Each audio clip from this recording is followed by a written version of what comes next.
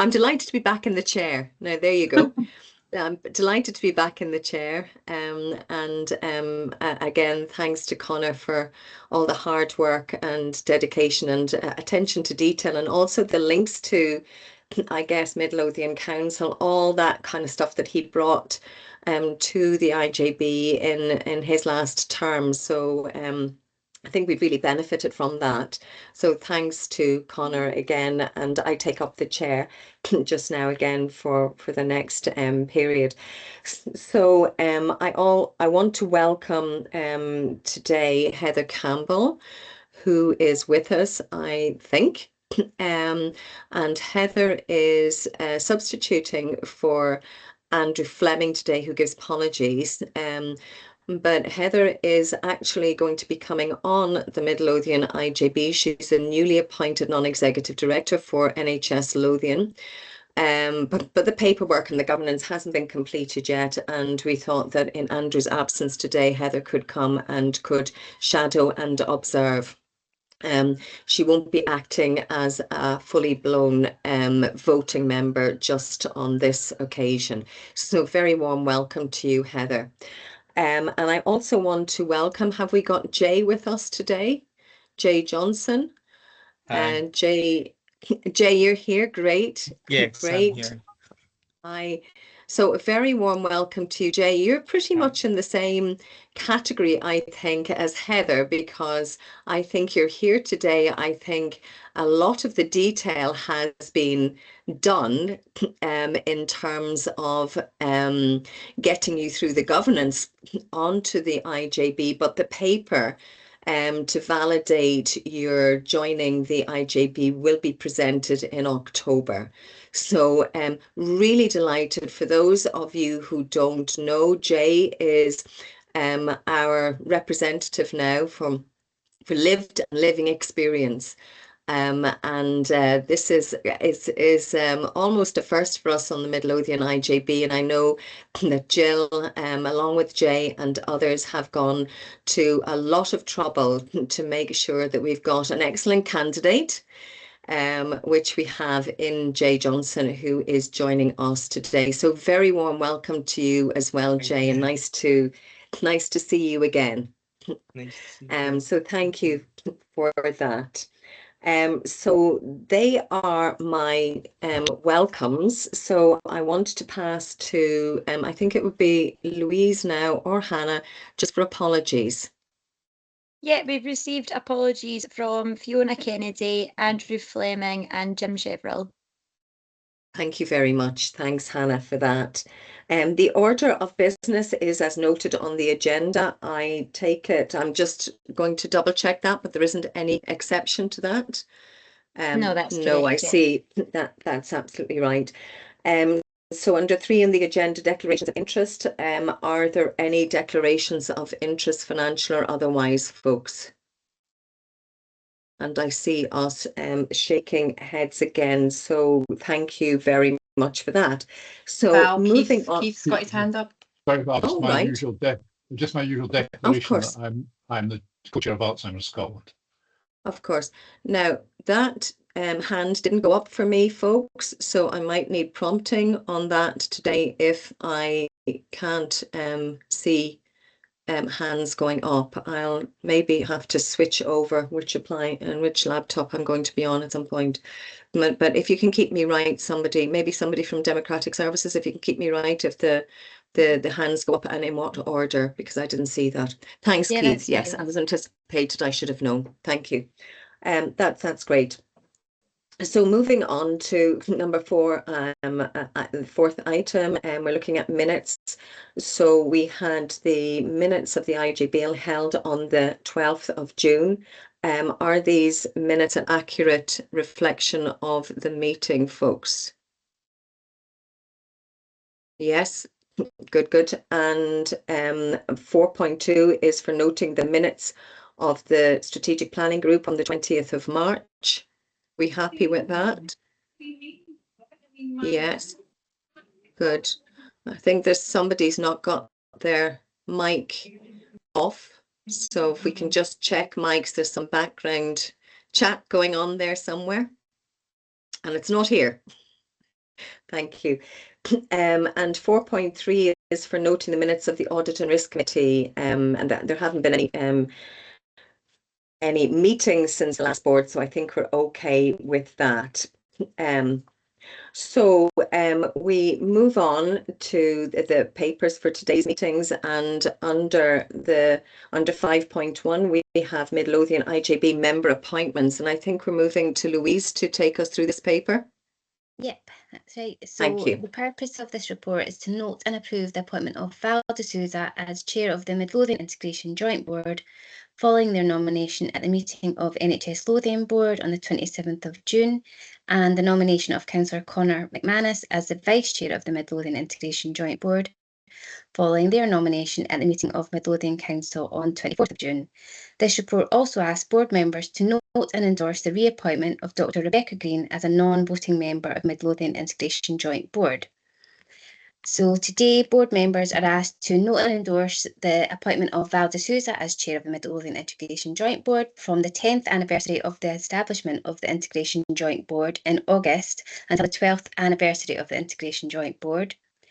Note and endorse the appointment of Councillor Conor McManus as Vice Chair of the Midlothian Integration Joint Board from the 10th anniversary of the establishment of the Integration Joint Board in August 2025 until the local government elections in May 2027, and note and endorse the reappointment of Dr. Rebecca Green as a non-voting member of the Midlothian IJB from 18th of July for a further 3-year term.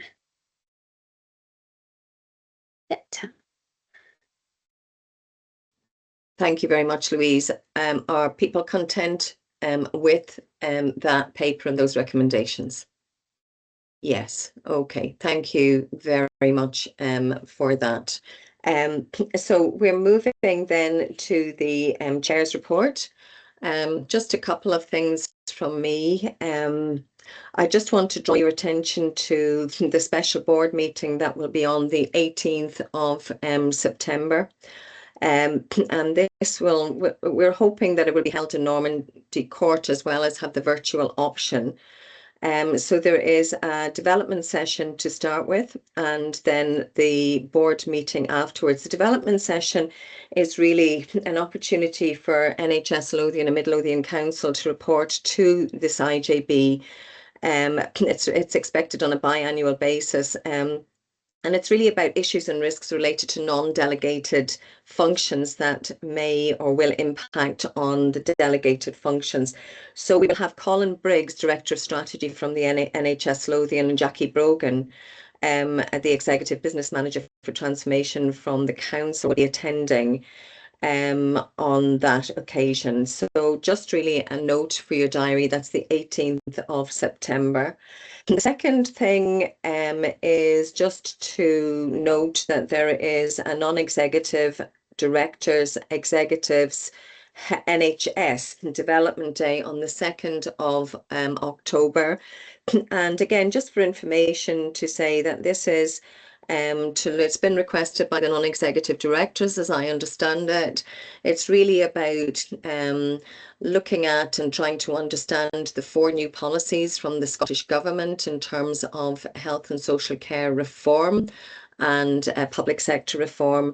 Now, we've also asked for a piece or an opportunity on primary care and community care to be included on this. So I will keep you posted on that, but we're hoping to get at least an hour, and that's really to highlight the importance of priorities, pressures and challenges and opportunities in the community, primary care and community care, that can inform any transformational policies or directions that are being brought forward by the Scottish Government, and will be obviously the work of NHS Lothian and the partners to take forward. So it's really just for information just now. That's me in terms of the Chair's report. Are there any questions, or is that okay? They're really just for information. All okay with that? Okay, that's great. I'm now moving on to 5.3, which is the Chief Officer's report, and I hand over to Morag. Thank you, folks. Thank you, Val. So as always, I'll assume that colleagues have read the paper Just 3 points I'd like to highlight in the paper. First is that NHS Lothian still have a gold and silver infrastructure around mental health services, focusing on the Royal Edinburgh Hospital. We continue to engage as part of that system-wide improvement programme, but as I reported last time, in terms of assurance, Midlothian continue to operate when they're commissioned bed base. There is a challenge for all areas, including ourselves, around complex accommodation. You'll hear that referred to as grade 5 accommodation. We have highlighted that. We actually have 4 people delayed in hospital requiring that, and a system-wide piece of work has been picked up as part of the gold infrastructure being led by the Chief Officer from Edinburgh, Christine Laverty, around the opportunities to look at that accommodation across the board. As I say, it's a challenge for all the areas. The second thing is, again, a good news story. Again, it's just to point out to colleagues again to note the request from Scottish Government to use the Midlothian IJB strategic governance map and the process in its Scottish Learning and Improvement Framework, which is to be published soon. So good recognition for the HSCP team who've worked on that. And again, another good news story is to note the successful funding bid from our dietetics service, which we host on behalf of NHS Lothian, to be part of a national programme to develop a digital triage and assessment tool for the support of the weight management pathway. So again, a couple of pieces of good news just to highlight, but as always, happy to take any questions. Well. Thanks very much, Morag. So any questions for Morag? I think that's Keith. This is working just now. Yes, let's keep it going. Thank you very Keith, much. Thanks. on you go. Yeah, just a few, I mean, actually more comments and maybe questions. The first one was a bit that particularly delighted me was about the weight bias appointment, Morag, and you know, it's a thing that I have mentioned often, so I'm delighted that we're taking such positive action to reduce stigma. You know, and just hope that we can publicise that, not just for people with weight problems in the community, but also make it very clear to all our staff, given that we know there is a problem with some people having difficult attitudes towards people with weight. So I'm delighted. Thank you very much for that. The next one I was just was for Rebecca, I think. Sorry, it was about frailty. Just to, again, it's good to see that we're doing this work on frailty. I was just wondering, one of the things that there was a study done a long time, maybe 10, 15 years ago now, about this sort of work on frailty and people. It was in Nairn, and it there was quite a lot of work done. I just wondered, as well as actually documenting these people and putting stuff on their records, I was wondering, has it actually resulted in people getting extra services or extra assessments to improve their chances of staying at home? Because that was one of the things that came out of that study. Amjad probably knows more of the study than I do, but yeah. So sorry, I'll wait my turn. Yeah, no, it's fine. No, you go first, and I'll come back with my third point, which. The interventions that have been put in place are all evidence-based, and the infrastructure that's set up for recording the frailty scores is all shareable with the wider system. So patients arriving in secondary care, their frailty score can be seen at their ECIS future care plans, and this is helping support colleagues working at the front door to avoid unnecessary admissions or support discharges home in as soon as possible with the right services in place. So about balancing the right resources and tailoring support packages to people's needs, so person-centred care. Thanks, Rebecca. And my final bit was about the community appointment days. Again, an initiative which I very much welcome. And it was just a general point about, it mentions in there that some teams are now using this moving from consultation to a conversation. And I just wonder if that's a message that we're going to try and get out to every team, given that it's so important about actually doing conversations with people, so that, you know, this equal partners message that was part of our strategy, and just putting forward that message about moving to conversations. Yeah, I'll come back on that and I'll let Claire Ross come in a bit more detail on that, Keith. So the answer to your third point is yes. You'll remember possibly we launched a kind of a way of working in Midlothian. We referenced as the midway before, and it was all about good conversations. Then we had COVID, and we recognised that in actual fact a lot of our workforce didn't know what that midway was. So Fiona Kennedy is working with the team about a refresh of that, and is very much about the same thing. It doesn't really matter whether it's an assessment intervention or indeed a conversation between professional to professional. It's the way of us doing things in Midlothian. So absolutely yes, and I'll let Claire come on. I just also want to come back to your point on the weight bias stuff, just to say that we have got public health update coming in our October agenda, and I just actually caught one of them in the office beforehand, and I'm quite keen that they come and actually give a bit more detail about some of that work as well, so that might line up quite nicely with what you were saying around that. But I'll let Claire come in specifically about the conversation element. Thank you, Morag, and thanks, Keith.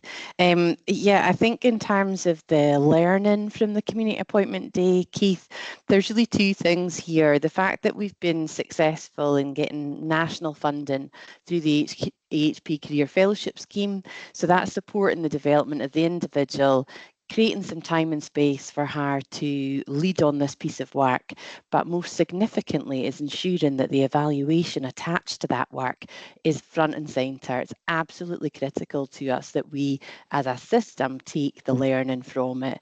You know, what has been our ROI, what's our return on investment, the so what piece. So she is slightly time limited. We've only got a 6-month window to do that full evaluation piece, which obviously in an ideal world we'd much rather have longer.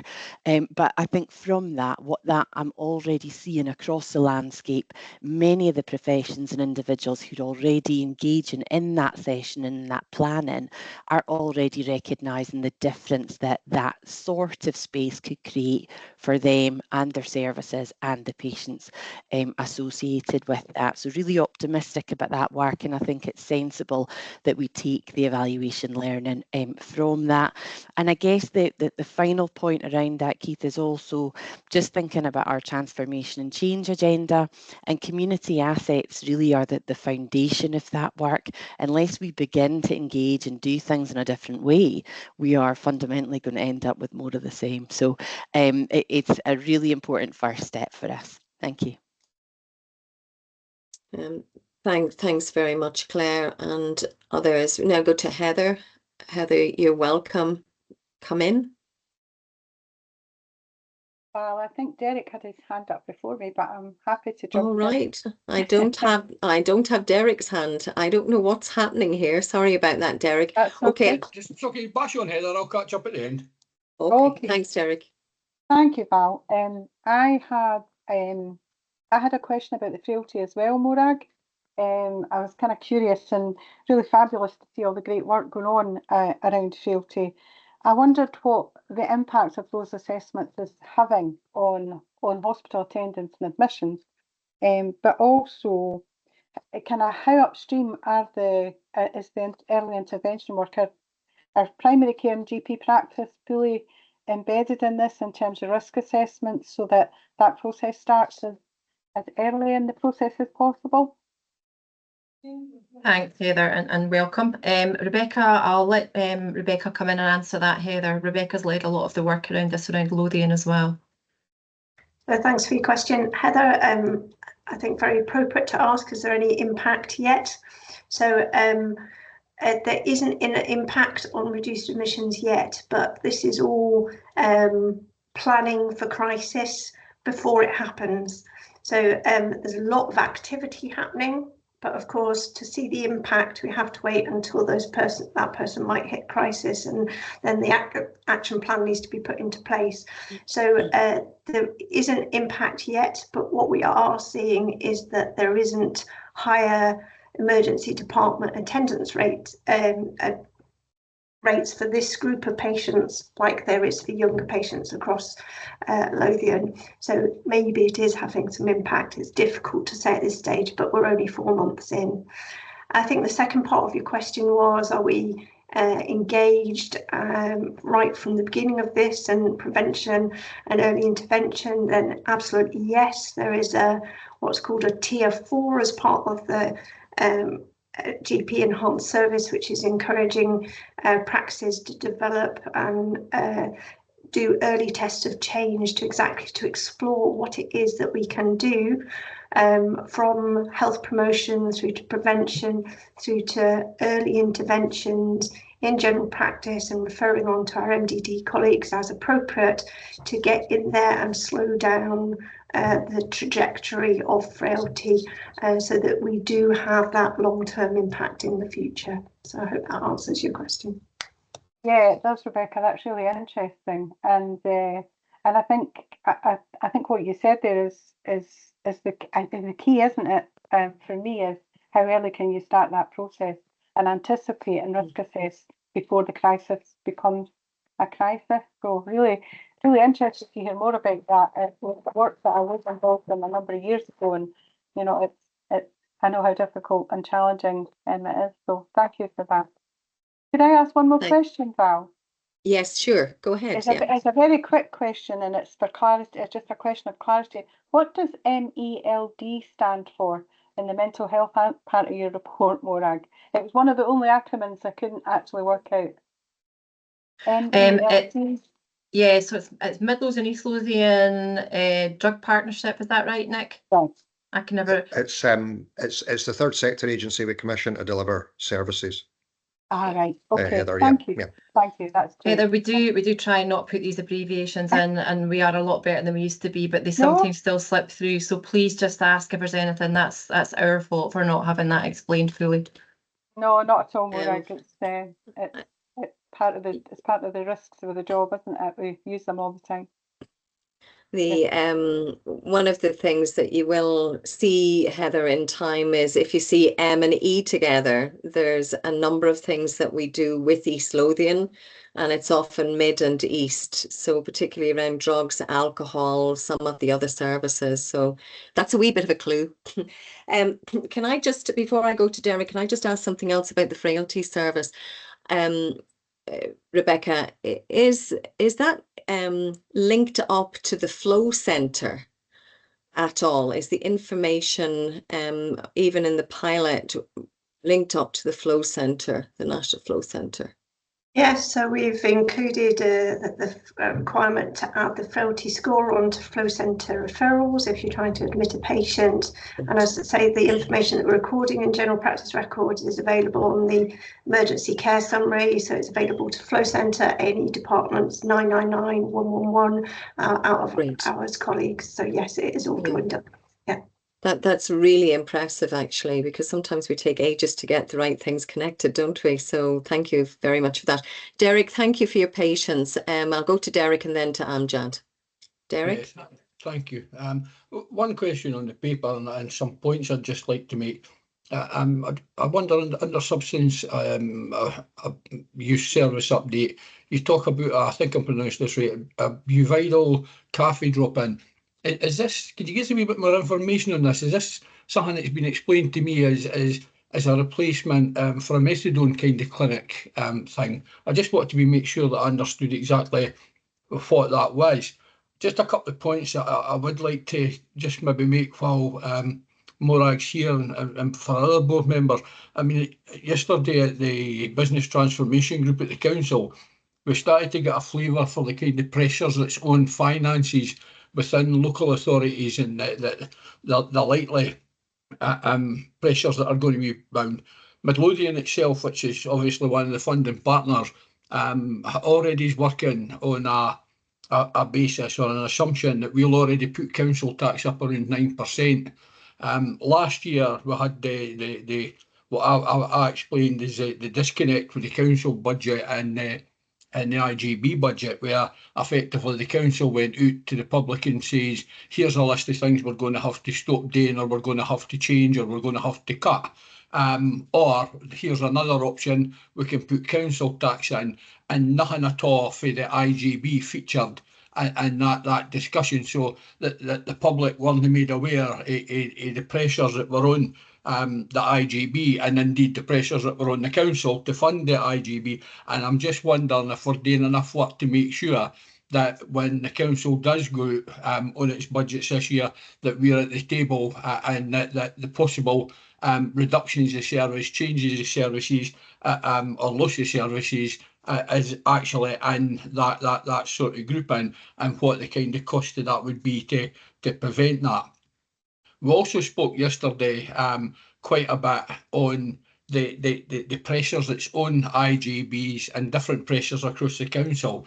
And one of the things I raised, and I'm just repeating this to some of the folk that were there yesterday, was I think there's a complete, I don't think I've got a proper feel, and neither do the public or elected members or officials at the council, on what the pressure is on the IJB, because I see us in the middle of a perfect storm here, where you've got Midlothian growing at a record level. I mean, the population growth up at 15%, way above, twice as much as any other area.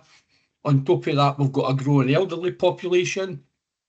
We've got a growing population living with long-term and complex needs. We've got record, I think the last we've seen was 25% of kids with additional support needs. They're now starting to filter into adult social care, etc. now. And I'm not sure if there's a clear understanding here that the absolute pressure that's on the officers, and I genuinely think officers are doing a fantastic job under the circumstances. But it really worried me yesterday to hear people talking about having to move to the next level, almost to criticality, before you're going to get support or step in. And indeed, we were reaching this level where we were in danger that we weren't actually going to deal with stuff that we needed to do, stuff that's statutory to us. So I think there's a real need for us to at least have something collated here, so as we can be going to government, we can be going to councils together and say something has to give. We must get this funding, because I don't know whether the council in the last couple of years, I think, have given good packages, having good support. I don't know whether the council will be in that position this year to do that, because I think they've got their own woes and worries. So it really concerns me. So I think we really need to be ready to be able to say to the public, it's either more money or cut services, and saying the same to the government. And when you've got an election year with all different political parties, and I didn't want to bring politics into this, but I'm going to, I think it gives us great opportunity for the politically diverse elected members that are on here to be going to their parties and saying to them, you need to make sure and be clear if you're what you're going to do to solve this problem. So sorry, I know this is kind of sitting outside the report, Val, but I just think we didn't have months and months to do this. We're in August now, and by November the council will have its budget almost rounded for approval in December or January. Thank you. Thanks very much, Derek.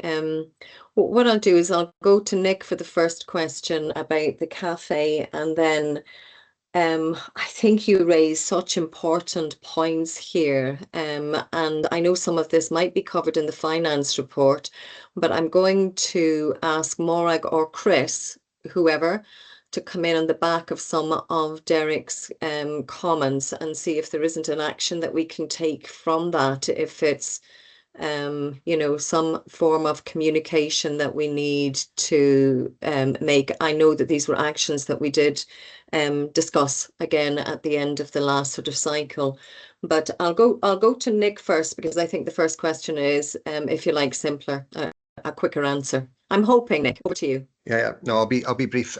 Yeah, it's Buvidal, Derek, and it's essentially it's a treatment for heroin and other opiates for people that are keen to stop their drug using, and they're similar, the cafes, to the older fashioned methadone clinics, although slightly softer in both tone and where they're held, and they're generally peer led, and it's really, although supported by staff, they're generally there to support people who are on Buvidal, also try and persuade more people to come on Buvidal. We know that it's probably one of the most, if not the most effective treatment we have for opiate dependency.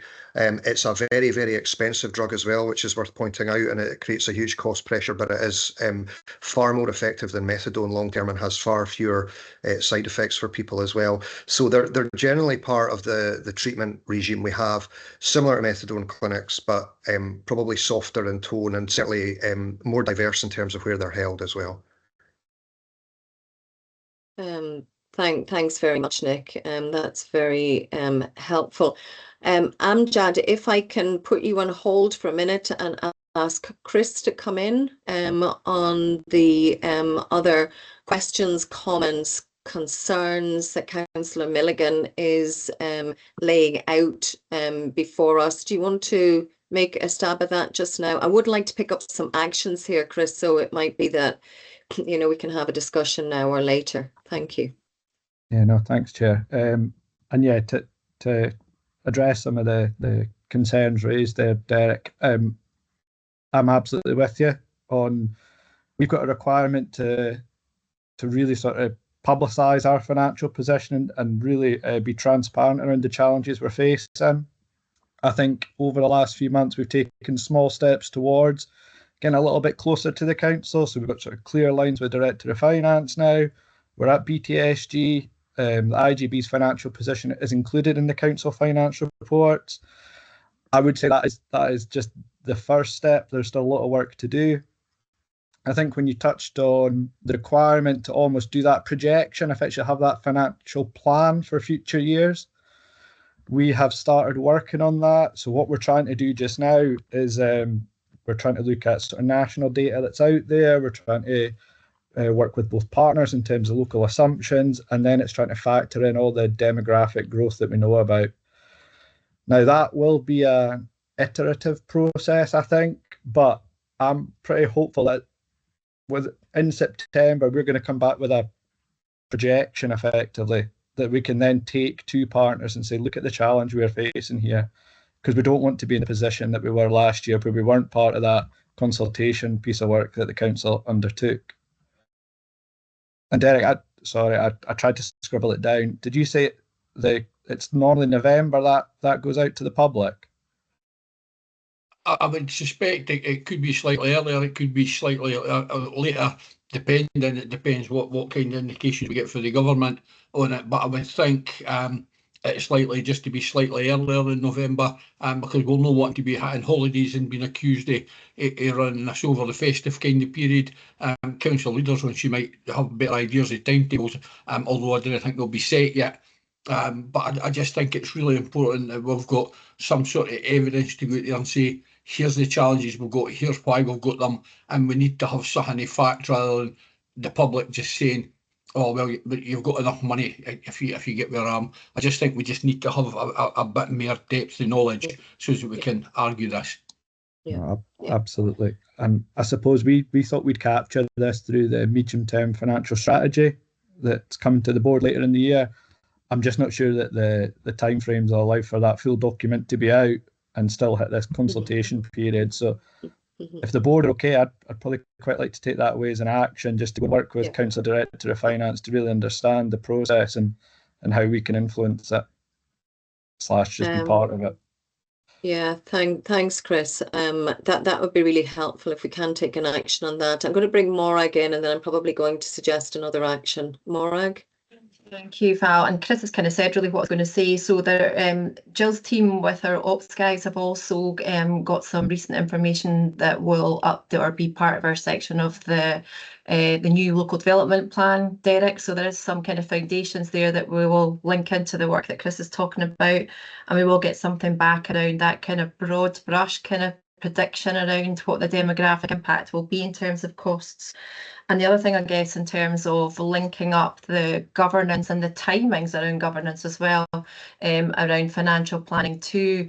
Derek, you'll be aware again that the council now do report the IJB position through the key finance papers. That's at council and BTSG. They didn't do that laterally. So I think there's acknowledgement because of the council financial position that needs to be positioned around some of the other pressures, because obviously the impact will be is that any overspend, as we know, will come back to the council, and the council and the reserves are not where we need them to be. So I think that will probably encourage that joined up approach in terms of any consultation that goes out. I think again as well, because we don't have any reserves left, I know we didn't have them last year, there's an understanding that pressure needs to be looked at in terms of the same pressure in other directorates of the council. Okay, thanks, Morag. I mean, Morag, just stay there for a moment. I know you're not going anywhere, but my other thought is that we could prepare a slide deck just basically of the context that Derek has laid out there in terms of the demographic, the long-term conditions, the age, and the transitions piece as well. That can be used as and when in the council, just to try and facilitate a consistent discussion that's giving context, but can be updated very quickly for any meetings as and when required. So I'm just wondering if that would be helpful to have. Yeah. I mean, I know you'll have the bulk of it anyway.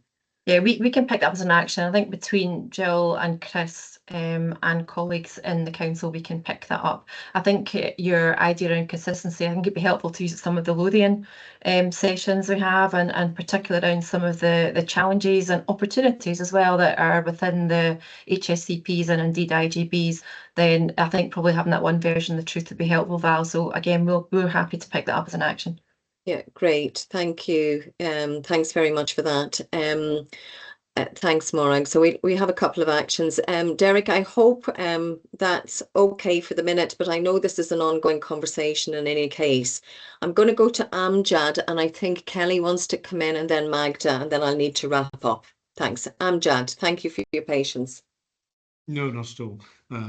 It's a good conversation there. Just a couple of points. One is on the prescribing the weight management.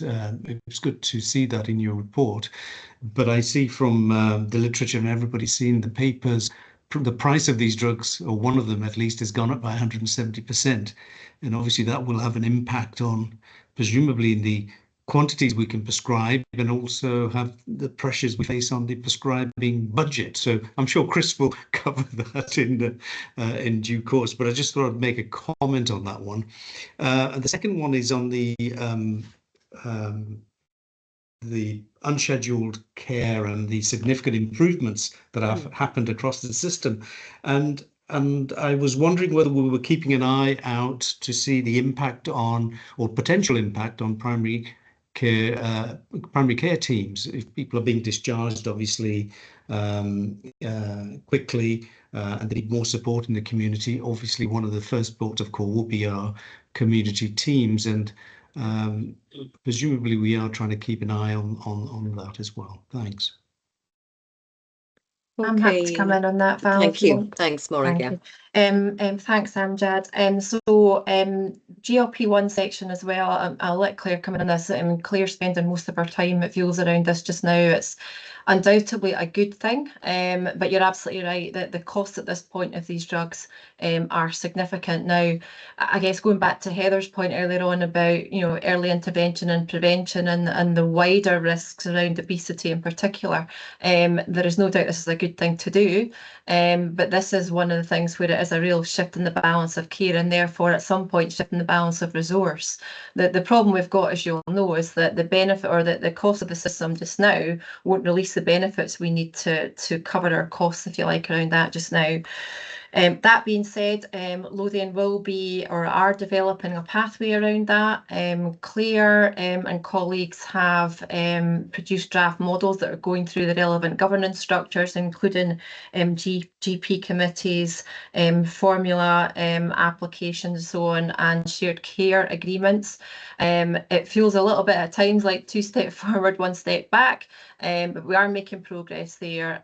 Now, you're absolutely right, though, in terms of the costs, then once we have the pathway fully agreed professionally and the costs absolutely determined, then we will need to go to each of the IJBs to get agreement to progress with this, because obviously this is a delegated service too. So it's one of these tricky subjects where Lothian want to know what's going on and would want to be supportive, but obviously we still need to get governance around sign-off from IJB. So Claire, I'll let you come in. Claire is making a huge amount of progress around that, but it's complex. Thank you, Morag, that's helpful. I think the first thing that I would say is really around the commercial sensitivities attached to the costs of these medicines. There is no denying that the recent media attention has resulted in some FOIable interest, shall we say, across the organisation and across the country, in fact. I think that there's no denying the innovative nature of these drugs, and Morag's already alluded to the prevention benefits, etc. However, that doesn't negate the costs associated.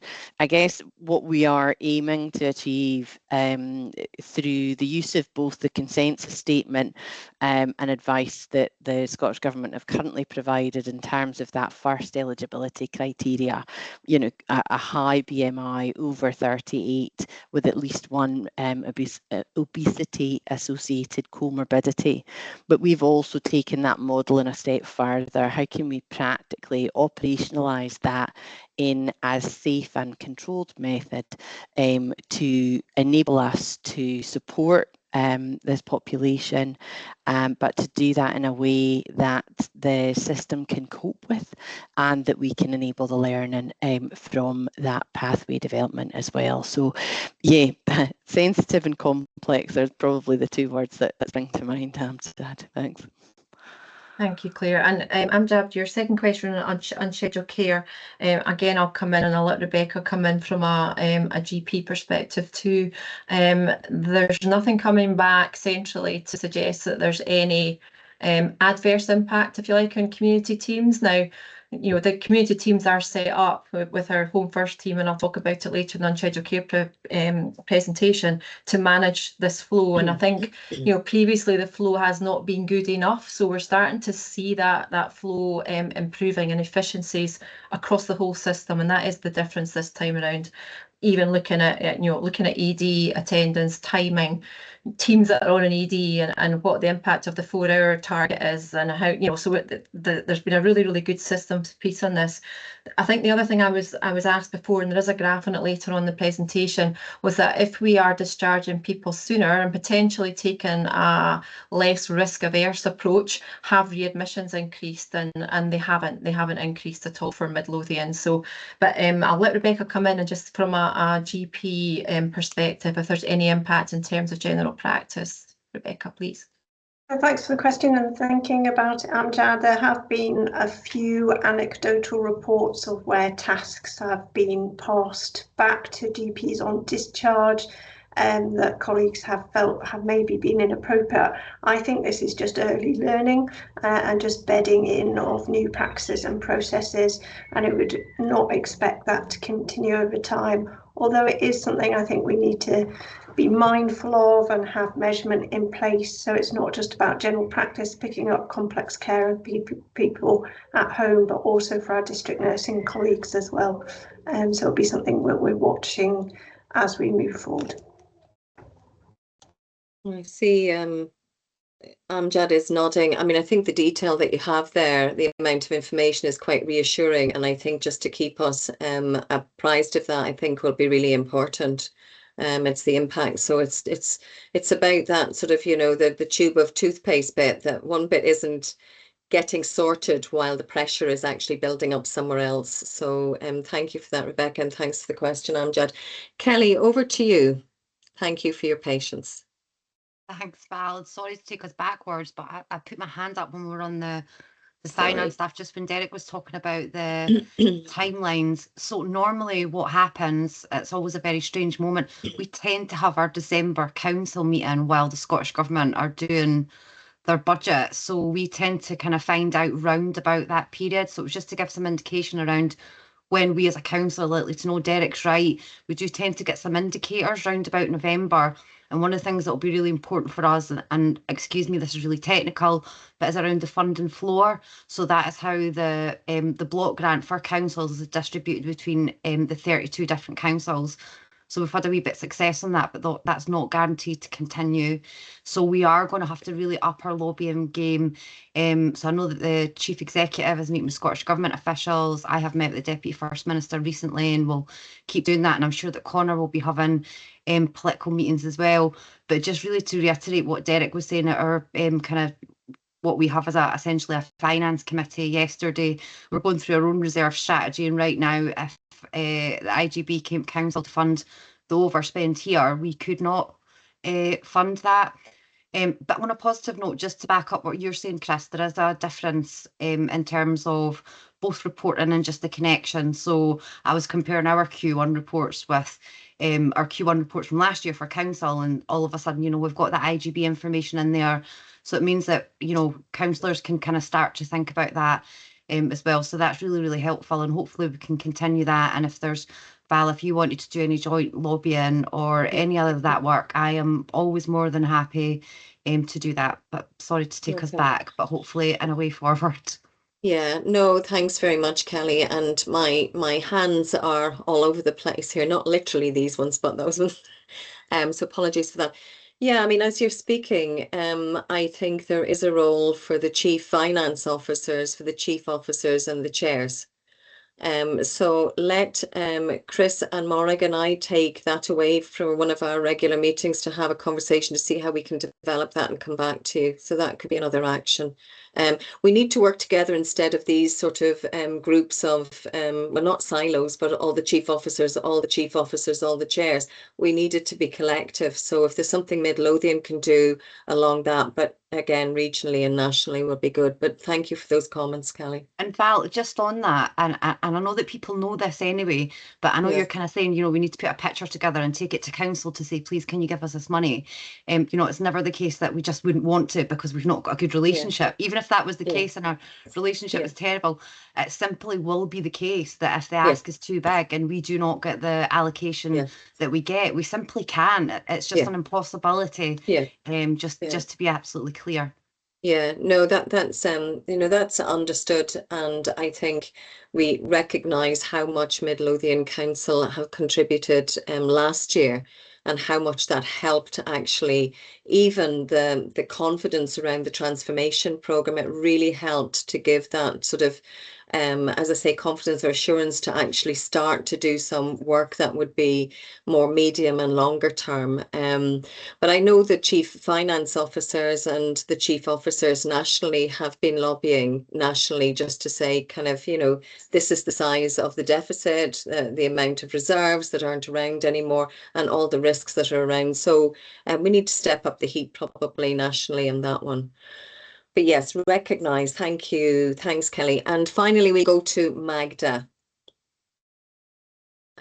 Thank you for your patience again, Magda. Oh, thank you. I just want to say thank you to Kelly for bringing us back, because I just wanted to mention just quickly about the finances and what Derek also reiterated, and also what Nick mentioned about the peer connecting. So from third sector perspective, I would say that it had been kind of nationally suggested that we need to move on towards peer connecting, as has been, just like you said, Nick, as a very effective kind of mechanisms and tool. And we are working closely with the Scottish Recovery Network and promoting the peer connecting sessions, also as part of our rolling out the Community Mental Health and Wellbeing Fund, open soon in September. But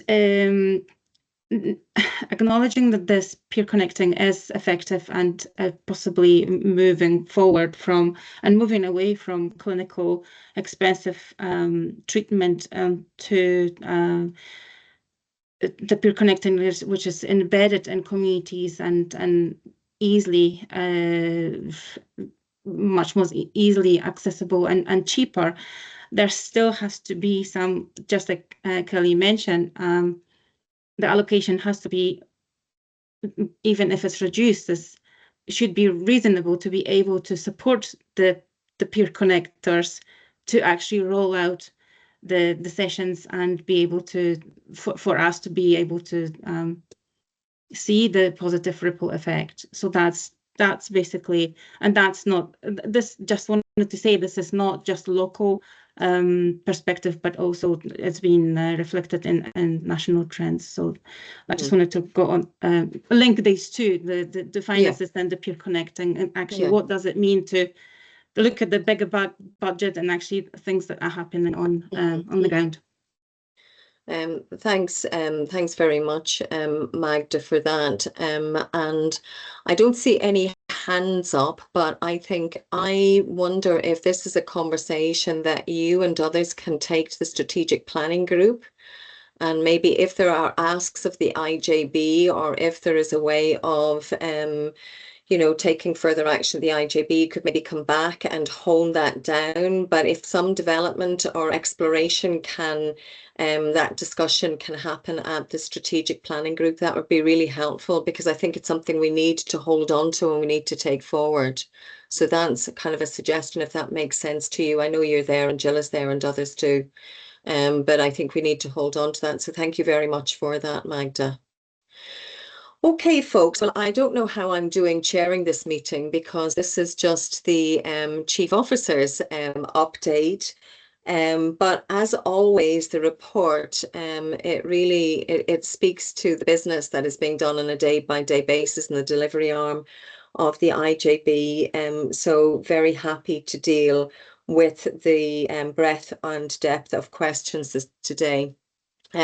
Chris, I'm thinking that a lot of the ground covered here will also be in, or is also in, your finance report. So you might want to tweak your presentation when we get there, because I think we will have dealt with some of it.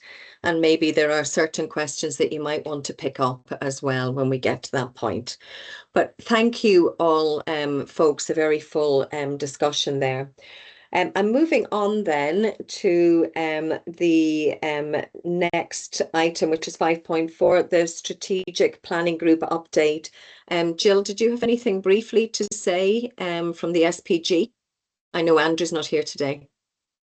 Thanks, Val. I will keep it really brief. Thankfully, much of the business of the Strategic Planning Group is actually on the agenda for today, so you will get to look at it more thoroughly. Work in the last meeting was around the strategic planning and strategic plan update, and as I said, the strategic plan and the 4 statutory documents, and even a couple more are with you today for discussion. The APR, the only thing that isn't on the agenda today but will be coming to the board in due course, is the work that's begun on the IJB's carer strategy, and that should be brought to you in December following a round of IJB scrutiny, and that's probably as much as we've got time for. Okay, thank you very much, Jill. That's great. 5.5, I don't see any hands there, so keep me right, Louise, or Hannah. So the 5.5 is the Audit and Risk Committee, and there isn't any update there. So we're moving on to the items for decision. So we have 5.6, and Jill, we're staying with you really for a pretty big item. Just this absolutely excellent report. But the IJB draft strategic plan, and the only thing I will say, just and abuse my position as chair, is to say, what a long way we've come. This just reads so well. I mean, I know there's always more we can do, and I know there'll be comments, but I just want to commend you and the team for the work that you've done. It's just excellent. So go forth, Jill. On you go. Thanks, Val. Thanks for setting that up so beautifully too.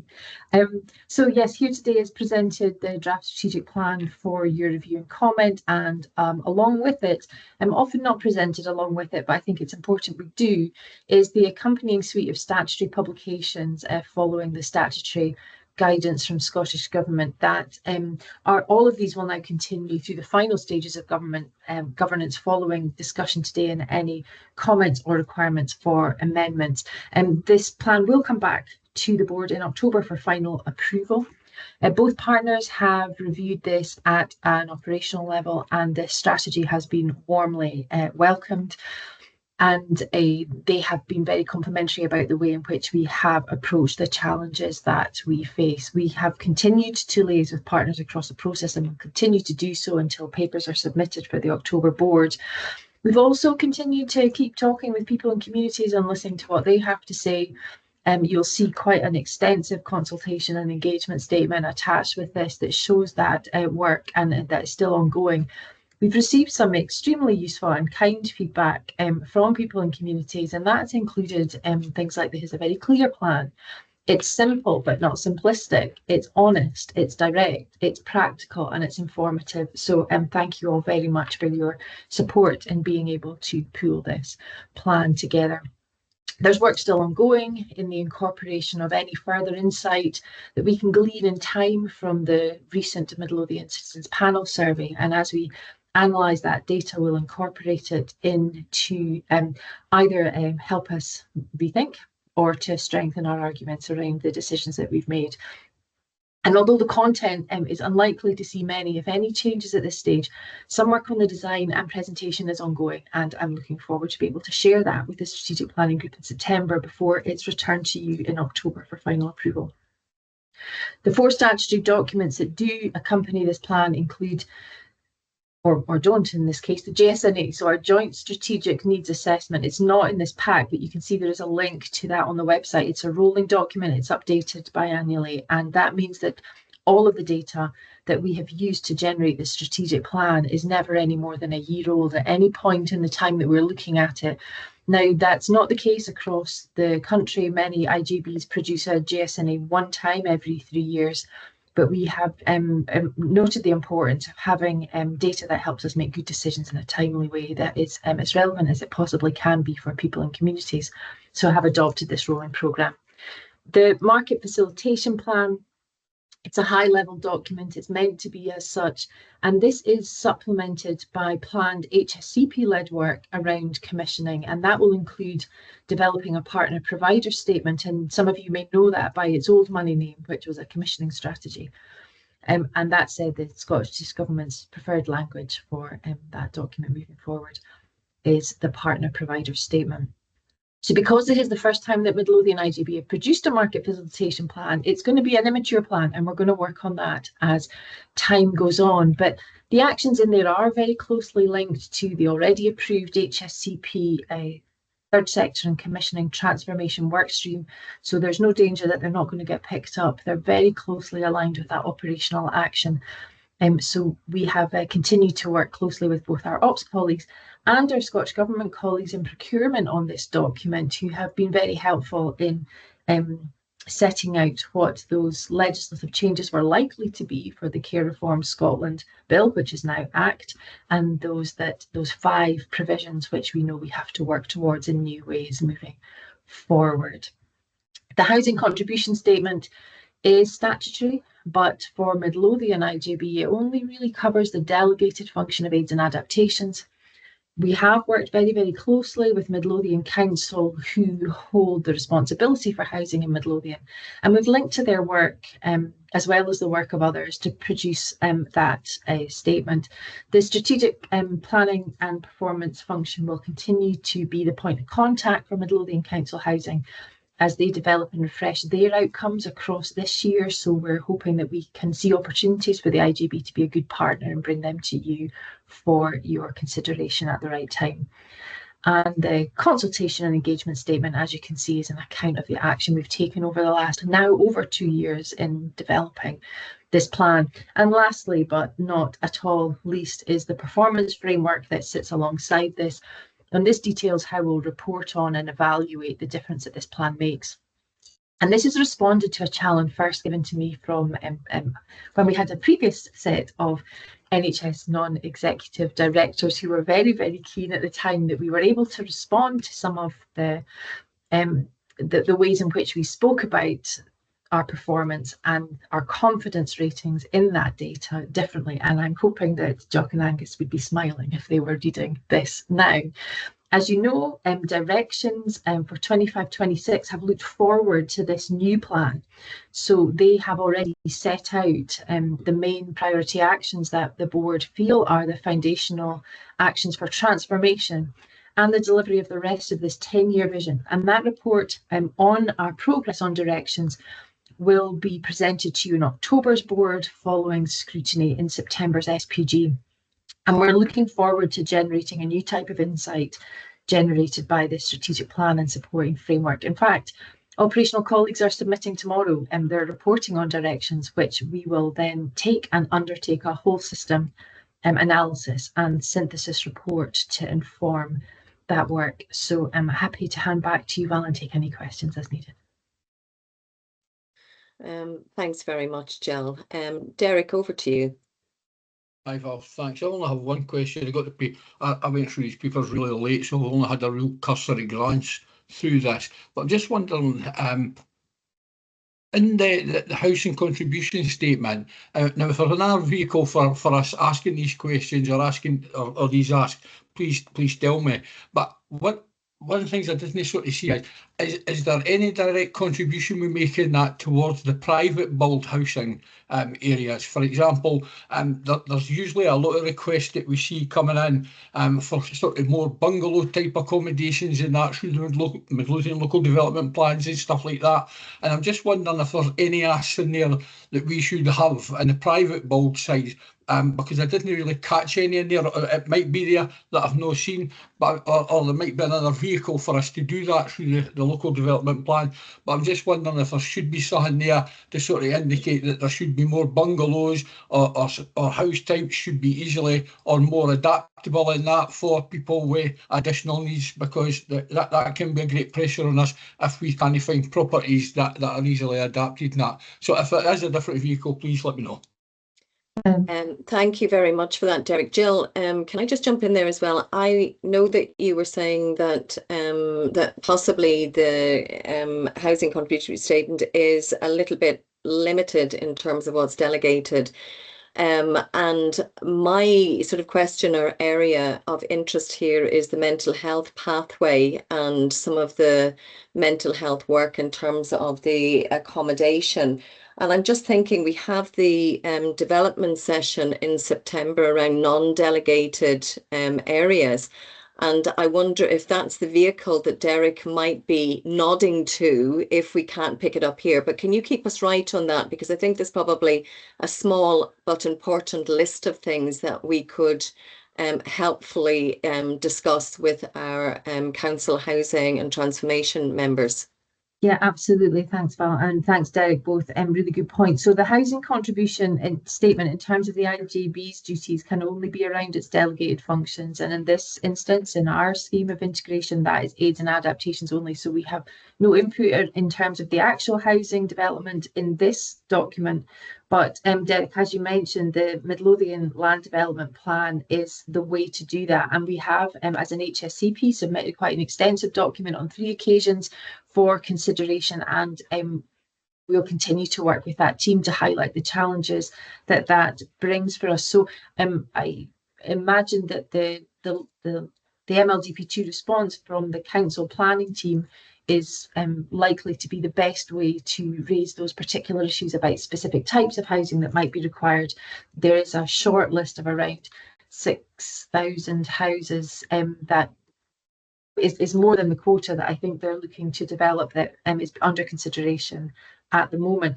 And then Val, your comment about mental health pathway, a good one. And actually we do have an item on the agenda for October, and Nick's going to come and talk to us about MELDAP and in particular the relationship between that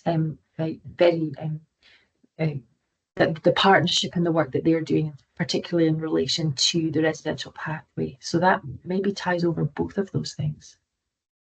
Right. I think I'm satisfied with that. Derek, are you good with that? Yeah. Oh, okay. We'll move on to Heather. Do you want to come in? Come in, Heather. Thanks, Val. I really enjoyed reading that strategic plan over the last few days. It was good to get a feel for, all the work that's going on in Midlothian. I can see there's a huge amount of work being put into that plan. So, and it felt it was really easy to read. So, I just had a couple of questions, and you'll see a bit of a recurring theme in terms of my earlier question, which is around prevention and early intervention. So, and it kind of links from a bit of data that's in the strategic plan and then the paper on performance indicators. So I noticed that, as I think is pretty typical right across Scotland, I think 37% around that of people only said that they were getting the access that they needed to services at the time that they needed it, which I think is challenging, isn't it? But I did wonder what the opportunities were within the transformation plan to kind of improve that, and particularly probably in general practice in terms of their contribution to primary care, because I think that's where most of people get access to their first point of access to healthcare. But I think I also link that to performance indicators, and I noticed there's not an awful lot of performance indicators in the report around general practice, and most of the indicators are a wee bit further upstream.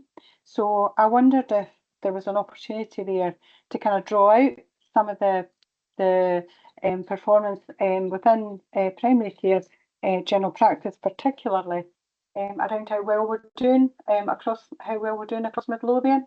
I know that's pretty a long-winded question, but that was one of the things that struck me right through the document. And also when I looked at the Lothian's ADP, there's not a lot of detail in around general practice and primary care in terms of data, performance. And I just wondered if that's something, and Rebecca, I can see you've put your hand up, I just wondered if that's something that's sitting somewhere else that might be visible. Thanks. Yeah, I think this is it's challenging, the data, isn't it, in primary care? But Rebecca, I'm going to ask you to come in, and then Magda. Morag, if you want to come in on this one, just let me know. Rebecca. So thanks, good question, Heather. There is a wealth of data, but of course independent contractors are the data controller for their own data, so it's generally an issue of access to data rather than necessary absence of the KPIs. However, in Lothian, we're a good way ahead. So most practices have signed up to a data sharing agreement to allow their data to be extracted to something called Data Lock, which is a collaboration with the University of Edinburgh. So the situation is improving, and at board level there is GP activity data and some good measures around quality that are beginning to emerge and will become available in future. But at this point in time, and I think for Jill and Eloise and her team, the data that you've got from the normal sources is limited and doesn't have access to that local data that's still under development. So yeah, sort of work for the future, but I know that it's tricky, but you know, people are doing what they can in relation to this. Morag or Jill, did you want to come back in on to make a further comment on that particular question? Yeah, if I can just come in, Heather, on sorry, Val, if I can come in just in terms of your access element as well. You're absolutely right. One of the lines in our transformation is around the development of a community front door. Now there's elements of that happening in different pockets of the country, but tends to be around social care, for example. And what we're aspiring to do is to develop a multi-agency community front door. So that's, you know, health, third sector, community assets and social care as well. So we have, we're working with Marianne Hayward, Heather, you might know her, who we're just kicking off that work stream really just now, but that will be around if we can provide access, and there'll be an element of face-to-face access, there'll be a digital or telephony access, I would imagine. If we can provide that easy access for people to self-present or professionals to refer at an earlier stage in their deterioration journey, and again, poor language from me, then the more we can utilise third sector community assets, community services, whatever, before they need they really need statutory care elements of it as well. So that's one of the key fundamentals to our transformation, but how we're going to manage that increasing complexity and demand is actually to flip the way we're delivering care, actually look at potentially reducing beds. And again, I'm preempting what might come out of a bed-based review, but actually look at investing more in that lower level to actually then reduce the need for them to come in. So the concepts there, we've got support from NHS, Lothian Digital, Chief Exec very supportive of it as well, and we'll be kind of moving that forward as of, I think, in the next couple of weeks. We've got an initial workshop around it. So I'm happy again to brief you out with this, Heather, if you want to. That would be great, Laura. That would be really welcome, that actually, because it kind of changed with some of the work that in my previous life and very recently I kind of left in terms of partnerships between third sector, local authority, communities. and really strengthens that opportunity for early intervention and prevention. Yeah, that'd be lovely to talk to you about it. Thank you. Sounds good. Okay, Magda, can I bring you in? Thank you. Just a quick reflection on what you said, Heather, about the accessibility of the services.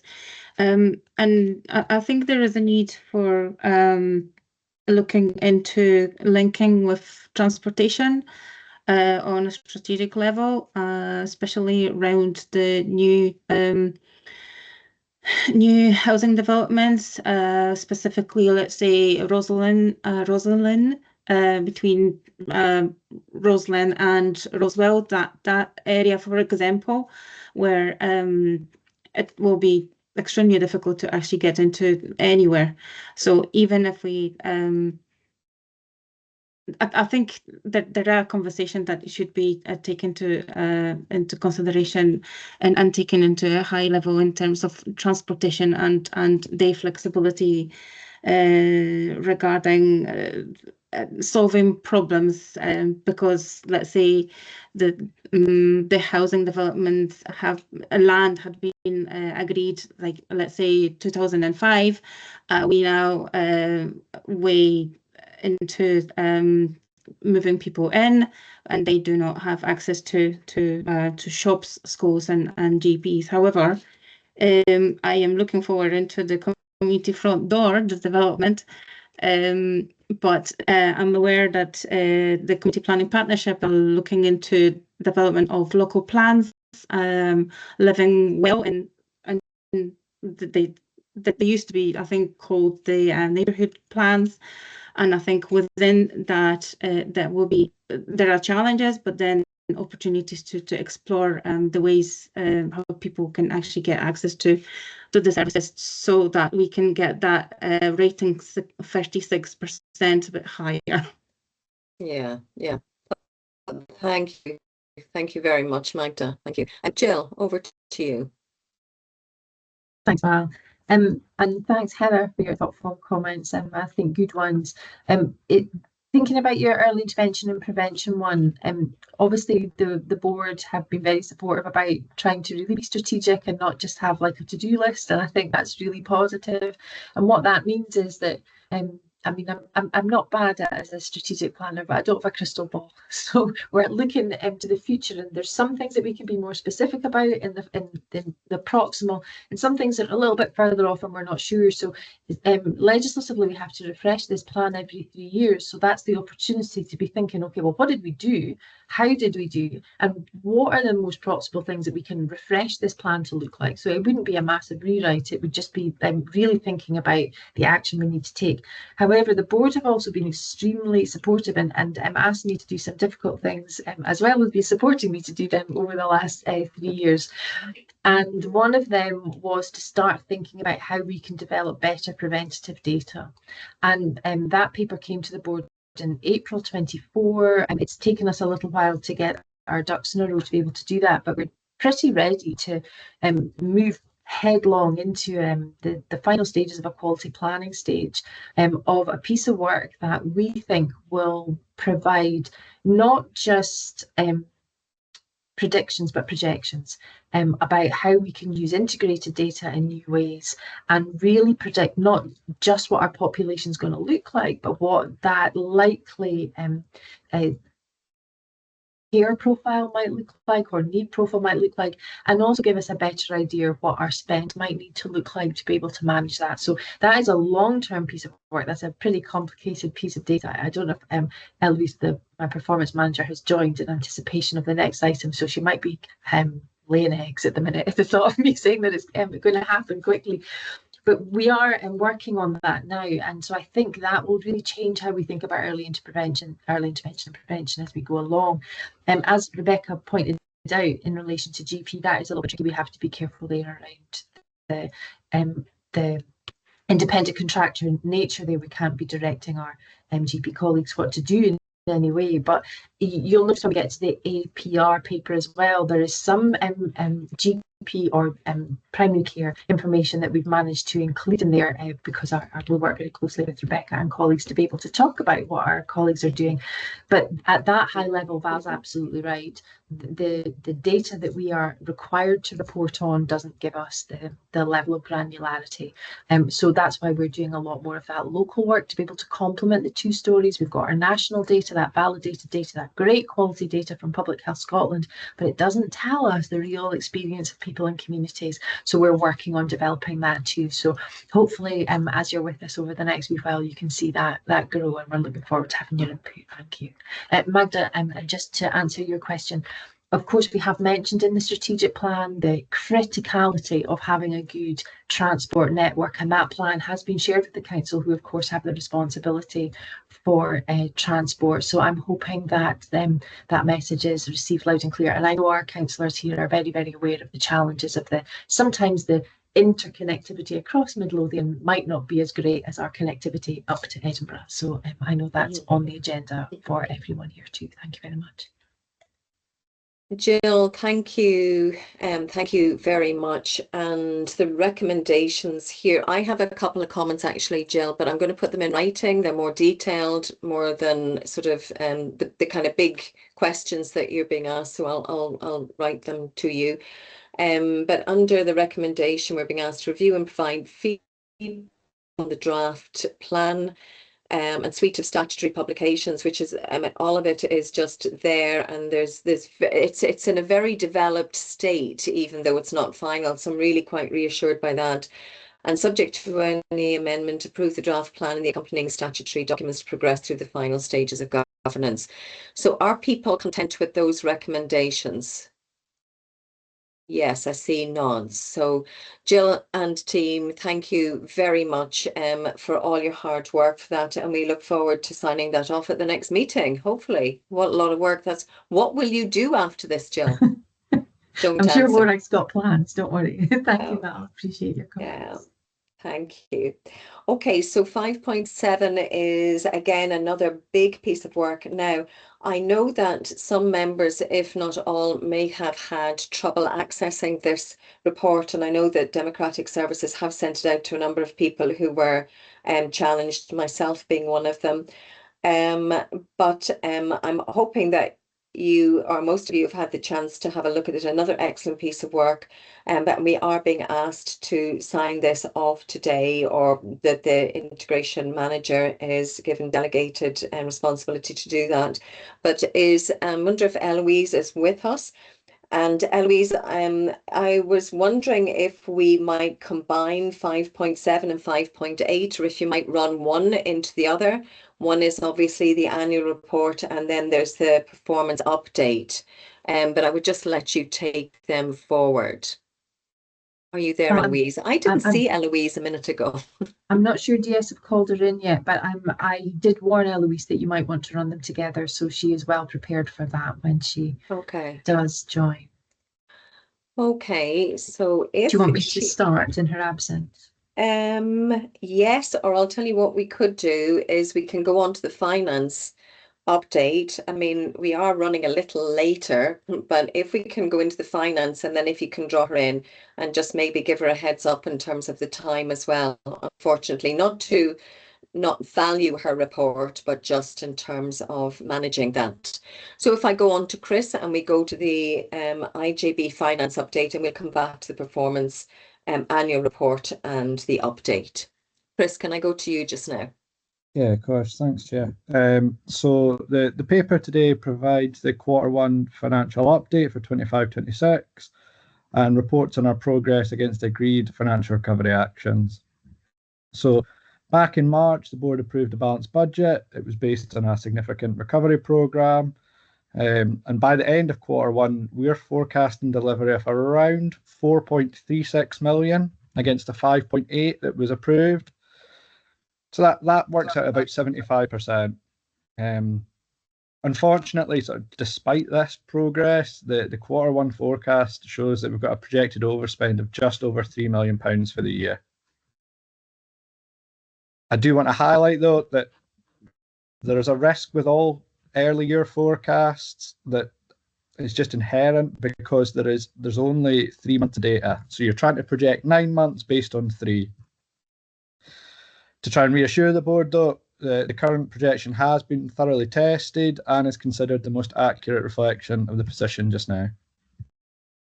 So I did want to take you through some of the drivers of the position, but I am conscious of time and aware that the fuller detail is provided in the paper. What I do want to speak about today, though, is some of the external pressures that we're seeing just now. So, as we feared earlier in the year when the announcement came out about employer national insurance increases, we're now starting to see providers come back to us and tell us that their operating models are no longer sustainable in Midlothian. So this raises the risk of care packages being handed back to the partnership. Now that causes us huge implications, both financially and operationally. We are working closely with providers to try and mitigate the risk as much as possible, but this does remain incredibly challenging. I suppose what I also wanted to do here was just to remind the board that this is a national issue. No funding was provided to the IJB to offset these financial pressures. We are trying to do the best we can, but there is no money. I'll probably jump into some of the next steps. So recovery work is continuing through the fortnightly finance group sessions we have with the executive team. So we are looking at all options across health and social care to help close the gap. Where options have a strategic impact, these will come back to the board for decision and hopefully approval. But I also think it's really important for me to take the chance here just to highlight that one of our key challenges remains that just the ongoing management capacity. So in particular, it's our ability to balance the short-term financial recovery while also progressing the longer-term transformation agenda. We had always anticipated that there would be a bit of sort of double running and we would get through some of the financial recovery work earlier in the year, which would then free up capacity to focus on transformation. But based on this Q1 projection, it feels like that is going to have to slide a little bit. Now, as part of tomorrow's discussions, again at the finance group, the exec team are going to try and consider how we best resource the range of current initiatives we have. And again, it's just balancing available capacity with the priorities that the board have. So to try and summarise, I'm conscious I've done that really quickly. We've made really good progress on the financial recovery programme that was identified. Unfortunately, the forecast is saying that we're going to be 3 million overspent come year end. What I will say is it's very, very, very, very early in the year in terms of the reliability of a forecast. In my professional opinion, we'll have a way better understanding of a true financial position at Q2, which comes out sort of end of September. We are going to plan on the assumption that we are overspent, so we are going into that financial recovery mode again. We will be developing more plans, some short term, some longer term. And the paper today just really asked members to note the progress on the recovery work, note the Q1 forecast and the risks outlined in the paper.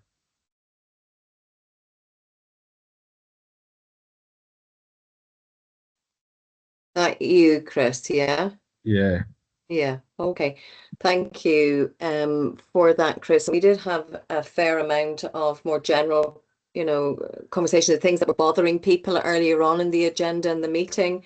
Appreciate very much. I found there was a different tone and a different level of detail in this finance report, which I really welcomed. And some of that was around the set-aside pressures and some of the hosted pressures, and more importantly for me, the actions that are being taken. So I really welcome that in the report, so thank you for that.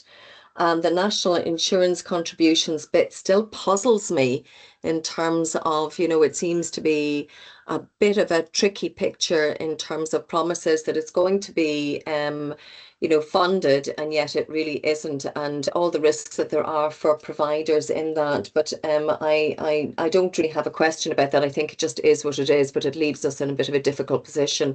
Appreciate again that Q2 will give us a better idea. Appreciate again, I mean, it's just reiterating the conversation that we had, that Midlothian Council have been very generous last year, very helpful. It's really given us a really good foundation for 25-26.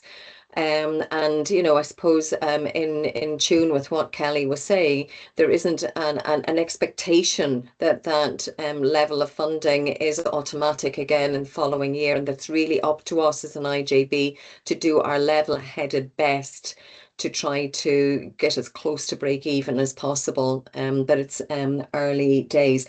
They're my few sort of, if you like, opening statements, Chris, but thank you for the report and the presentation. Now, I know I have Keith there and I have Morag. Keith, do you want to come in? Yeah, it was just about the third sector thing to say it's not funded, definitely not. There has been no funds made available to anyone, either health or social care. And there was a letter an open letter in the Herald at the weekend. I don't know if anyone saw it, but from the Alliance and the Coalition of Care and Support Providers in Scotland, it's saying that 2/3 of the organisations within that coalition say that they are currently using reserves to balance their budgets, and 90% of that 2/3 said that within 4 years the services would collapse. So I think we really need to start thinking very clearly about that not just care providers, but all the other third sector providers that we use are in serious financial trouble. And I said I'm chair of Alzheimer's Scotland, as it so happens we're not one of them, but there's lots of others are telling me that these are unsustainable. The NI rise has just been the final straw. Yeah, and I saw that there were hundreds of chief executives who signed that particular letter, but I also know that there are quite a number of third sector and voluntary sector charitable organisations who are not in the Alliance and not in CPPS. So, it is a considerable risk and concern. It should be a concern for us. And again, in particular, in relation to some of the issues that Heather is raising in terms of early intervention, prevention, working in the community. It's a material issue, but thank you for raising that, Keith. Morag, do you want to come in? Yeah, just very, very quickly. So I guess in the paper, obviously notes that the main pressure, particularly in the social care budget, is still a resource panel, despite doing all the work that we put on that, which reflects, again, the continued increase in demand and complexity that Derek's referred to previously as well. We are meeting tomorrow again. We meet every 2 weeks as an HSCP team. We will pull some financial recovery plan together against that 1.4. Clearly, we are hopeful, as Chris said, that is a worst case scenario and that the position does improve. It is a less bad position than last year, and that reflects the amount of work the HSCP team have done. And I guess just probably a nod to the HSCP team. They are continuing to try and run business as usual and keep everything running tight and safely. They are trying to do the financial recovery work, and they are still trying to do the transformation at the same time. And we're a small team and it's tricky, and we will get on with it and we'll do it. But I guess it's just to acknowledge how challenging it is for the team just now.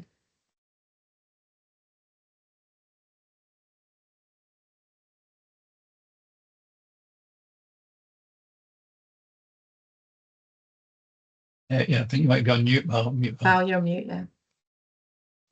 Sorry. I don't think there are any other hands up. That was just the most important thing that I was saying for the moment. But the recommendations from is to note the delivery of the financial recovery actions in 25-26, to note the Q1 forecast financial position, and to consider the risks laid out in section 8, all of which I think we have done. Are members content with that? Yes. Okay. Thank you. Now, do we have Eloise with us? Jill, can you come in? Can I see Eloise? I think she's here. Okay. Hi. Hi, welcome, Eloise. Eloise, we just jumped ahead in the interest of time, but you have a significant piece of work here to present to us. And I was suggesting that we maybe run 5.7 and 5.8 a little bit together, if that's okay. Some of it will be, in both reports. So obviously we have the annual position and then the update from now. Are you content with that, Eloise? Yeah, it makes perfect sense, Val. Happy to do that. Okay, so over to you. Thank you very much, Eloise. Thanks so much. Afternoon, everyone. It's always a tough gig coming on after Chris and finance. So I will try and lighten the mood somewhat with a happy tale of some of the amazing stuff that the services did last year. So you'll have received the final draft of the APR. Apologies for that technical difficulty. I'm not quite sure what happened with the original version that was circulated, but obviously it was resolved and you should all have had a chance to have a look. It is the final draft at this point. It does include the validated data that Public Health Scotland provide to us as of July this year. And as usual, it's organised by the National Health and Wellbeing Outcomes and in alignment with our still current but pretty much outgoing strategic plan 22 to 25. So we also look, alongside the validated national data, we include our operational quarterly reporting information, and we're building our local performance data as well to support the narrative. So just in terms of points of review that have been marked already through the governance of this document, it's been at SPG in March this year on the 20th, it's come to board on the 24th of April, and then back to SPG on the 24th of July. There were no further amendments made at that stage, so what you have in front of you is the version that was shared then. So we are seeking this afternoon your approval and delegated authority to publish. But obviously, before we get to that, there's some points obviously that it would be helpful to highlight. Firstly, the main one, for those of you who've done this a number of times, the HACE year, as in the Health and Care Experience Survey, reports every 2 years. This was not a reporting year for the HACE survey, so indicators 1 through 9 show no update on last year's. So it's not that we haven't moved, it's that there have been no data. We do obviously have local data that relates to each of those indicators detailed in the narrative in the APR though. And the other one is around indicator 11, which is the premature mortality. That, as of today, is still unpublished by the National Records of Scotland. All the website says right now is it will be updated in autumn of 2025, nothing more specific. Last year it didn't come out until about September from memory, so I'm not anticipating it coming out within the next few days. But before we press publish, as and when we get to that point, if it has been updated, obviously we'll reflect the APR in terms of whatever data comes our way. So the format you'll see is very familiar from previous years. We have had some really positive feedback over the last 2 to 3 years on the layout and the focus in terms of how it's organised. What is new for this year is the inclusion of the Scottish Government descriptors for each of those 9 national health and wellbeing outcomes. So this sets out the expectations to really help us focus the data that we report on in each section, because they are much wider and more all-encompassing than the national indicator focus, which, as we know, is very much on hospital and secondary care services. So we also used those expectations or descriptors in a very comprehensive mapping exercise that we did when we designed our local survey, which means we can organise that local data very easily to show our progress against those descriptors under the 9 national health and wellbeing outcomes. So we can really dig down into that local data in a new way and talk much more meaningfully about local experience, and that's obviously something that we're working on improving, and SPG had some really helpful feedback about the design of that survey and the specific wording around some of the questions, which was gratefully received. I guess a couple of areas to draw the board's attention to in particular, pages 53 to 61 around the care inspectorate. So sorry, that page reference will be to the report itself, not the paper pack today. The care inspectorate data. So each year we obviously audit all of the reports that are issued following inspections of Midlothian care facilities. There is a really consistent picture of high quality care being provided. The vast majority of scores where areas were assessed were a 4 or 5. So a really nice kind of broadly green picture, and certainly no areas of concern to highlight. So the board can take real assurance, I think, in terms of the quality of the care being provided from those services that were inspected. And indicator 2 Obviously, something to note in terms of the paper, the difficulty when we have indicators that aren't updated every year is that we have to be much more reliant on our local information. Our local information does actually reinforce, albeit a small sample, does reinforce a very similar experience, that people don't feel that they are getting the level of choice offered to them. So I think it's definitely something the board maybe want to consider thinking about. In terms of other indicators, obviously 12 through 19 have all been updated. The data appendix sets out very clearly where Midlothian sits in relation to the national picture, and that was based on feedback last year that was a really helpful piece of context information. So that's all I have to highlight in terms of detail. I don't know whether it's worth pausing at this point, Val, to take any questions about the APR, and then I can just move on to the performance report. Yeah, that would be really helpful. And thank you very much, Eloise, for your the way you've presented that. Are there any questions for Eloise just now? Keith, come in. Thank you, Keith. Yeah, just a couple of minor things. Firstly, there's one or two bits where, so I'm just trying to get my document to work. In the executive summary at the start, where Midlothian's sort of data is quite different from the national data. The one that struck me was about the premature mortality, you know, with a 5% reduction in Midlothian as opposed to an increase of 0.2 for Scotland. And, you know, there was another one that went the other way, admissions for falls, you know, has increased more than 28%, whereas Scotland's only 6.4. And I just wondered if there was a possibility of adding some more commentary about why we think that's the case, or do we not have data that can actually give us some explanation for that?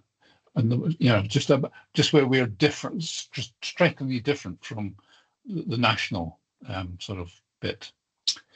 And my other point was just, you know, as you say, the national health and well-being outcomes have now got a bit more descriptor about them. And I'm just wondering, we do all the individual scores. They haven't suggested an aggregate score for each, a way of coming up for an aggregate score for each of the 1 to 9, just to make it more concise. Oh, Keith, that would be lovely, wouldn't it? Yeah, I'm almost an optimist, please. Absolutely. So certainly not a national level, and there doesn't seem to be any appetite at Scottish Government to do anything other than same old with this. However, what we'll talk about, I guess, in the next part of my papers today around the OutNav report is that's absolutely what we are doing locally, is around that aggregation up level on level to give us that kind of almost final highest level possible summary. So yes, it would be lovely. I don't even know how they would begin to address the weighting of that in terms of those national indicators, and given that we know they are so narrow in relation to the work of the IJB and the HSCP, I'm also not sure that it would be necessarily helpful. It might set us down some paths, you know, that might not be helpful, and I guess it might offer potentially slightly false reassurance, given that it's only half of them are only updated every 2 years. So I think it would be tricky. I think your ambition is absolutely spot on, but I think it would be tricky to do that nationally. In terms of your first 2 points, though, around where we look slightly different, it is very difficult sometimes to be clear as to why. Because, like we know, you know, the contribution that services make to improving people's lives are complex, interdependent, and sometimes very personal. So in terms of the premature mortality in particular, that obviously is an old number. I wouldn't want to make any comment this year other than the fact that it is an old number, because we don't know this year's number yet. If it's an increasingly positive picture, then absolutely we can speak to NRS and try and maybe extract some of the theories as to why. But at the moment, I would rather keep my powder dry just in case that number changes, not in a positive way. But in terms of the other information around certainly the admissions with falls, there are probably some operational details that I wouldn't be the best person to comment on, and it's probably worth handing to Morag in terms of that kind of operational oversight around who might be best to feed back on that one. It probably wouldn't best be me, Keith, if I'm honest. Okay, Morag, do you have any comment on that just now? No, we'll come back on that. We'll have a look at that and come back. No, that's absolutely fine. Yeah, I mean, obviously the other thing is you're taking actions based on this sort of stuff. Yeah. So that's the other thing that's reassuring. Yeah. No, thanks very much for that. So as there aren't any other questions, I am asking the board to approve the Midlothian IJB annual performance report 24-25 and to give delegated authority to the integration manager to publish the report by Friday the 29th of August. So pretty quick. All good on that. Yes. Okay. Thank you very much. Eloise, if you can move on then to 5.8 to the update, the performance update, that would be great. Thank you. No problem. Thanks, Val. So the performance report obviously is the standing report that we bring to you in terms of the IJB performance against the goals that the IJB have identified themselves, as well as the MSG indicator updates, which obviously there is a big data lag for, but we put the management commentary in each time to give you a slightly more up-to-date picture. And the IJB strategic governance map update, which this report covers column 6, which is what difference does this make? So today it's about reviewing and endorsing the progress ratings that we've provided for that column in the strategic governance map. So we haven't given you the full download of all of the information that goes into column 6 purely for the reason that you have just had it. It was in the APR. So column 6 is absolutely a direct lift, which reduces any duplication, no wasted effort whatsoever. It's a beautiful lift and drop of all of the work in the APR under those 9 national health and wellbeing outcomes straight into the IJB strategic governance map. Those outcomes are ultimately how we are measured by Scottish Government, and therefore that's how we organise that final column. So we've given you the progress rating that we've suggested for you to discuss and maybe review, endorse, generally discuss this afternoon. But rather than repeat all of the paperwork you've already had, again, it is those 9 national health and wellbeing outcomes that's in column 6. So Audit Scotland have recognised the quality of this approach, which is really reassuring, because sometimes when you design something new, it seems really clear to the people that are doing it and maybe less clear to others who are in another part of the world. But to have that professional recognition from other auditors is reassuring, I think, for everyone. And just a note that in the paper pack, if you look at pages 256 and 257, that is where the criteria sit for how we've assessed progress and how we've assessed quality in the evidence. So that 2-factor rating in terms of the colour for progress and the depth of the colour representing the quality of the evidence. So you'll see that we've rated indicators 1 through 9. 1 and 9 are showing great progress with high confidence in the evidence, and 2 through 8 are showing some progress, again with high confidence in the evidence. So in terms of my role as managing the information, it's very reassuring to me to see that we can provide an assessment of very high confidence in the evidence, because that's ultimately what we would always be achieving or striving to achieve. And you can see that there aren't any areas reporting low progress, and the 2 areas that are great obviously are worth noting in terms of the finance and around that achievement of savings plans and setting a balanced budget. And just a little point that Jill had asked me to remind you of, that there is a development session for you in November looking in more detail at the strategic governance map. So if you've got any of the really practical and kind of detailed questions about how it works, Jill will be able to address all of those in November. I think that's everything for now, Val, unless there are any questions. Thanks very much, Eloise. That's very comprehensive, and again, it makes for very positive reading, and it's excellent that we can demonstrate so fully with so much of a triangulation in terms of both outcomes and outputs in a sense. Are there any questions just now? I mean, I wonder in relation to I'm going to go back to the previous report because I've just seen some of the chat. I think that a number of people may not have read that report because I think that they maybe thought I think it's just a few people reported it to Democratic Services. So I think it has now, or just late morning, early afternoon, been circulated to everybody again. So just if anybody has any comment for Eloise, just to maybe get back to her today, tomorrow, because there's a pretty tight timeline there. But it would really just be for comment because we've now agreed it, or curiosity for the likes of Heather or new members or something like that, Eloise. But in relation to this report, I mean, again, it reads very well, and I like the connection between the two reports. Does anybody have any questions, or should we go to recommendations?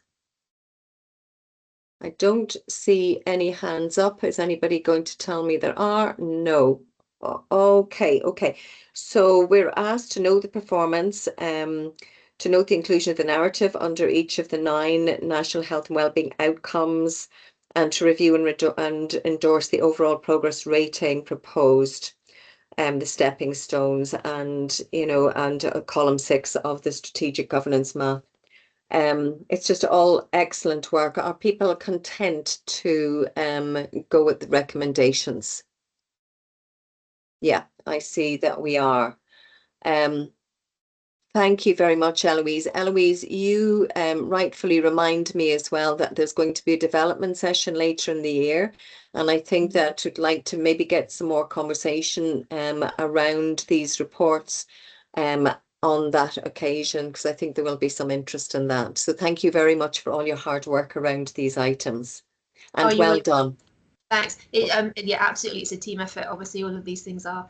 But obviously, it's an opportunity to express thanks to particularly members of SPG who've taken a really detailed and deep interest in this work, and to the operational services who've done such a good job in improving their quarterly performance reporting that writing the APR this year was an even more simple process than it has been in previous years. So, a lot of the work goes on under the water level and is unseen by the board, but there has been a huge amount of work at operational service level to make it easier for us to do this. So I'd like to just obviously put it on record, my thanks to the services as well. Sure. And I will sign off, and Jill will be able to give you the details of the November session as and when. Thanks, Val. Okay, thank you very much, Eloise. Thank you. Thank you, folks. So I want to move us now to 5.10, the Midlothian Unscheduled Care Workstream update. And I think it's over to you, Morag. Thank you. Thanks, Val. I know we're tight for time, so if you want, I'm happy not to run through the full presentation. We can do a full presentation at the next meeting. I have done one at the last 2 meetings as well, but just the high level overview, it's in everybody's packs, and I'll give you today's position, which is better. So again, colleagues will be aware of the different initiatives, and this is Scottish Government funding. Just to note, the Lothian performance within the graphs is improving around delayed discharges, around unscheduled care occupied bed days, and around frail patients being discharged from hospital within 40 hours. There are improvements in all of these. And equally around the Midlothian elements of that Lothian performance, number of unscheduled patients been discharged within 70 hours has increased.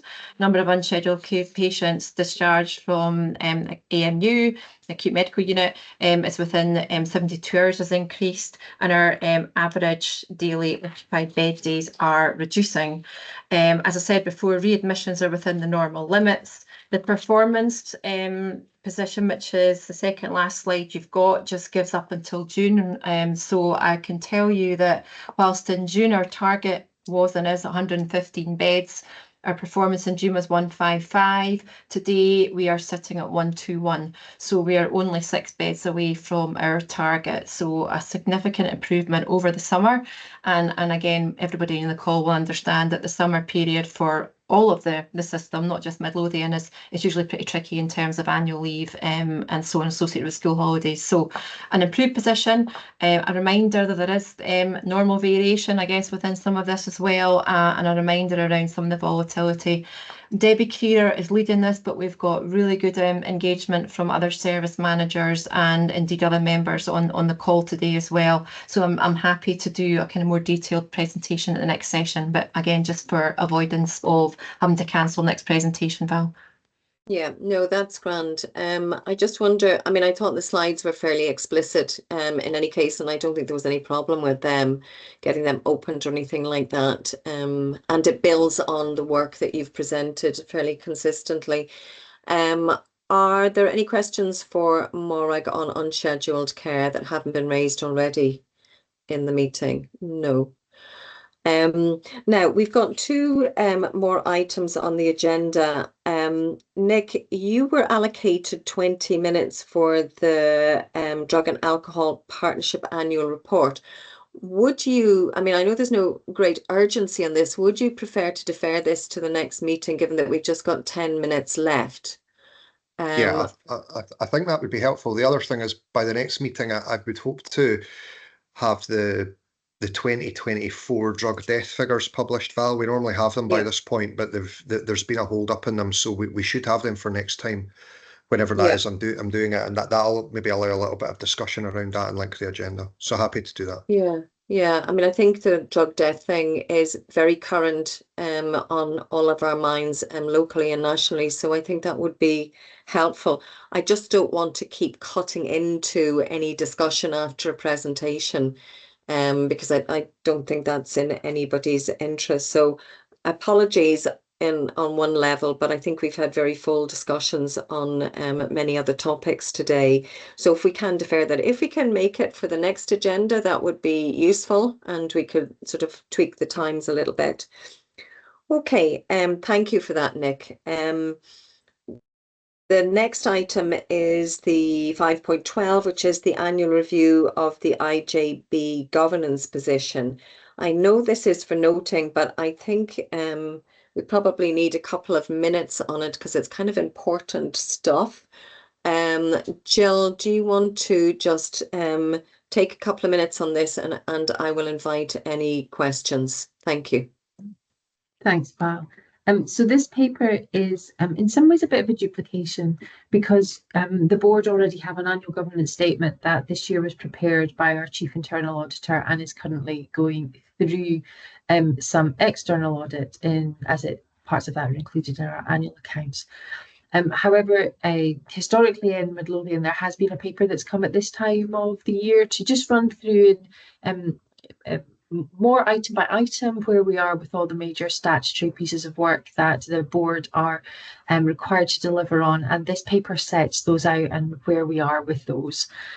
There are a number of pieces of work that continue to be underway, and good progress is being made there. Depending on the item of work, it'll either be overseen by the Audit and Risk Committee or by the Strategic Planning Group before it is taken to the board for approval. I'm happy to take any questions on any of the specific items in that report. Okay, so I throw this item open for any questions from anyone. None that I could see. I have a couple of things, Jill, and maybe it's the form of words in which it's written, but there are three things. The register of interests, I wondered, are we struggling to get people to respond and to return them? This is where I name and shame all of you. Well, I won't name you all, but I do. I mean, in terms of governance, we do need to get this right. It's not hugely complicated, but how can we best support Jill and the team to get this right? Can you give us an update on that, Jill? In the nicest possible way, of course.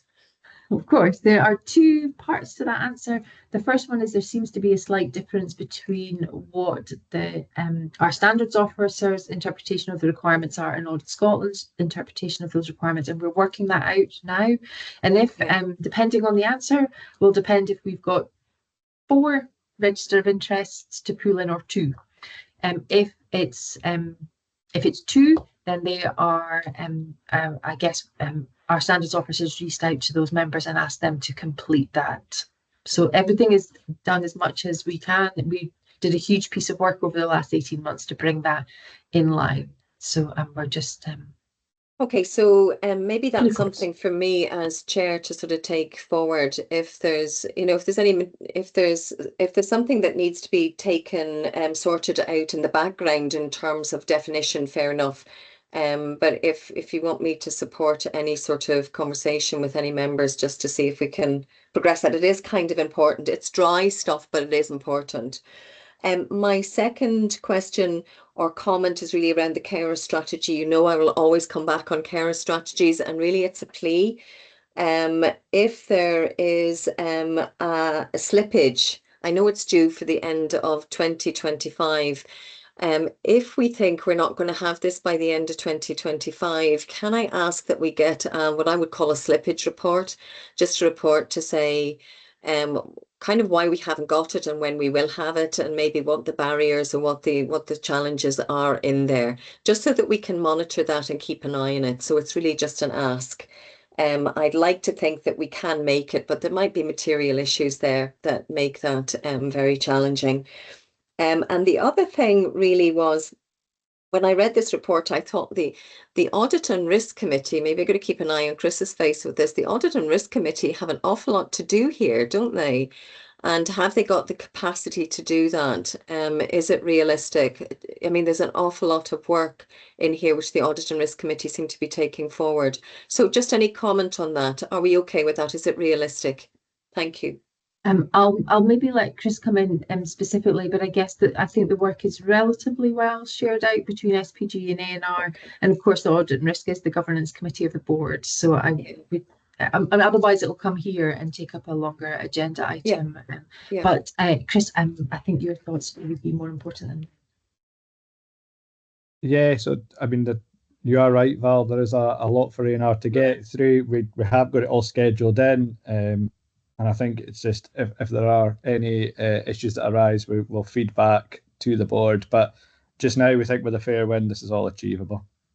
Oh, well, that's absolutely great. But it did seem like it was substantial, and it's all kind of this quarter, isn't it? Let us know, Chris. You know, I'm one of those people. Don't tell me that you haven't done it. Tell me that you're not going to do it and why, or when you're going to do it by. That's kind of my kind of mantra. So that's great. I'll leave that one with you and with the ANR in that case. 100% confidence there. Okay, folks. So we are probably courtesy of Nick more than anything else. We have no private reports, and we are now finished the meeting. There are no AOBs.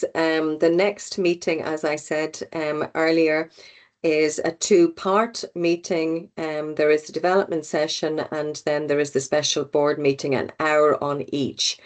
We're hoping to have that hybrid, but hopefully we can be in Normandy Court and have face-to-face conversations with many of you. So I again want to thank our newcomers and thank everybody for the work. There's a substantial amount of work that we've got through that it seems to be coming to a head and completing. So thank you to everybody for everything you have contributed today. Recognise the financial challenges and some of the themes that were brought up towards the beginning of the meeting, and hopefully the actions will reflect some of the seriousness in which we take those comments and how we will take them forward. So very big thank you to all of you this evening, and have a nice evening. Thank you very much. Bye just now. Thank you. Bye. Thanks, Val. Thanks, Val.